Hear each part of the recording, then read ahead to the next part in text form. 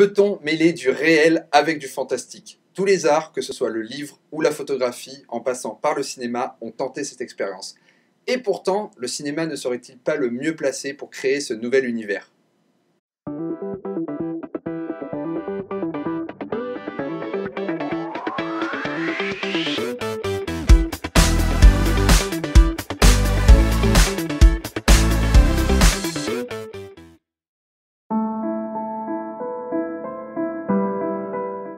Le labyrinthe de Pan, ou El laberinto del fauno en version originale, sorti en 2006, est un film fantastique hispano-mexicain de Guillermo del Toro, réalisateur confirmé, notamment connu pour Hellboy, Pacific Rim ou Crimson Peak.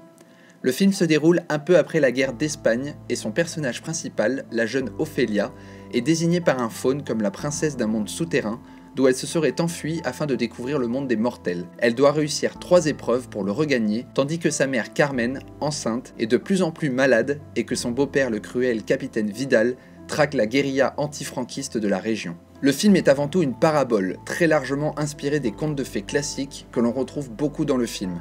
Et brièvement, tâchons de rappeler que même si les traductions en français et en anglais du titre du film font référence au dieu Pan, la mythologie n'est en aucun cas un élément récurrent de cette œuvre. Le réalisateur lui-même a d'ailleurs précisé que ces traductions étaient inexactes et que le faune du film n'avait aucun rapport avec le dieu Pan. On ne connaît d'ailleurs jamais son nom, mais passons ce point de détail.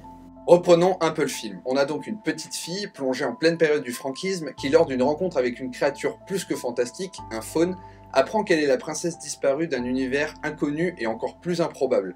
Elle va devoir prouver qu'elle n'est pas devenue une simple mortelle en passant 3 épreuves que lui impose le faune, parfois pouvant mettre en jeu sa vie, mais avec tout de même la promesse d'un monde meilleur à la fin. Mais alors, qu'est-ce qu'il faut comprendre? Ce film, c'est un film historique qui relate l'histoire du franquisme et de la répression par l'armée, ou un film fantastique qui relate les rêves d'une petite fille qui baigne dans les contes de fées et qui aimerait qu'ils deviennent réalité? Et c'est là que le génie du réalisateur et du film se retrouve. On plonge littéralement dans un monde cinématographique où se mêlent les deux univers. D'un côté l'histoire, de l'autre le fantastique. 2 genres de films qui à première vue semblent incohérents mis ensemble et qui pourtant font tout le génie du labyrinthe de Pan. Pourquoi ce mélange de genres alors? Cette manœuvre n'est pas sans rappeler des mouvements culturels que l'on connaît plus sous forme littéraire, mais que l'on peut retrouver à travers ce film.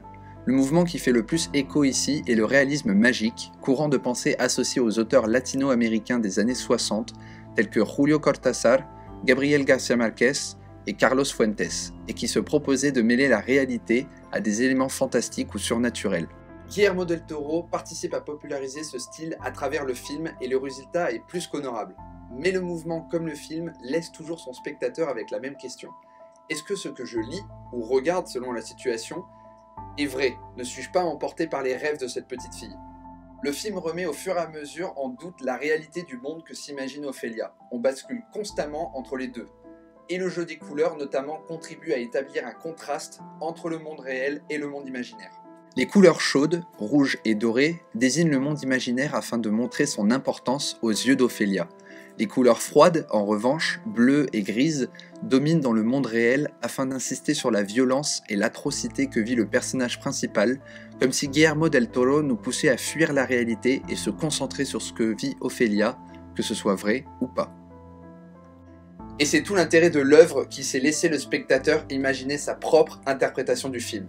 Ophélia va-t-elle vraiment vers un monde fantastique bien meilleur que celui dans lequel elle vit, ou est-elle en train d'imaginer tout cet univers pour vivre comme dans ses contes de fées préférés? Pour répondre à cette question, essentielle au film, il faut creuser et se forger sa propre interprétation. Mais alors, quelle interprétation? Eh bien, on peut en voir 3 avec leur lot d'arguments et de contre-arguments. La première, et la plus simple, serait de prendre le film à la lettre en se disant que tout ce que l'on voit est d'un point de vue omniscient. Nous sommes en plein franquisme, Ophélia est bien la princesse disparue du monde souterrain, la seule à pouvoir voir et interagir avec les personnages de ce monde, et elle reprend bien sa place de princesse. Explication assez simple, mais qui a le mérite d'avoir l'approbation de son réalisateur, qui affirme que pour lui le monde féerique est bien réel, et que ce n'est pas un fantasme de la part d'Ophélia. La deuxième interprétation contredirait donc tout cela en affirmant que tout ce que vit Ophélia concernant le monde souterrain n'est que le fruit de son imagination. Elle est d'ailleurs toujours seule lorsqu'elle fait ses épreuves ou qu'un élément du monde fantastique intervient pour lui parler. Ophélia ne serait donc qu'une petite fille traumatisée et dépassée par les événements qui l'entourent. La guerre, la mort de son père, la maladie de sa mère ou encore son beau-père violent. Ce monde fantastique ne serait alors qu'une échappatoire pour oublier tous ses malheurs.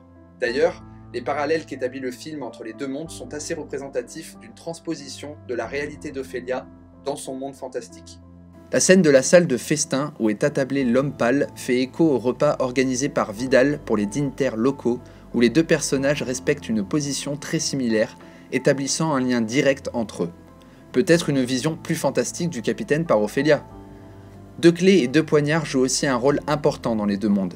Les deux clés sont toutes deux stratégiques, l'une pour avancer dans les épreuves du monde imaginaire, l'autre pour la survie du groupe de résistance ou de l'armée du capitaine. Les couteaux aussi ont une représentation similaire dans les deux mondes.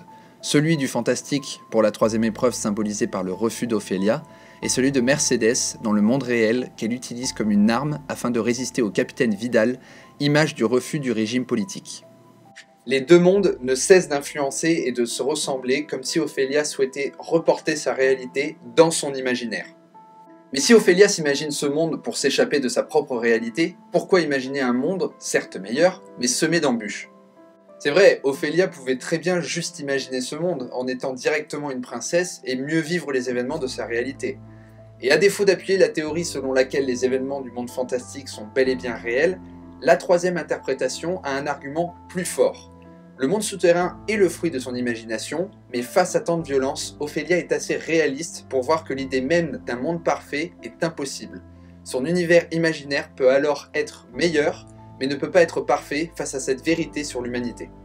On peut aussi comprendre cette vision comme celle d'une petite fille se sentant affaiblie, perdue et incapable de maîtriser ce qui l'entoure.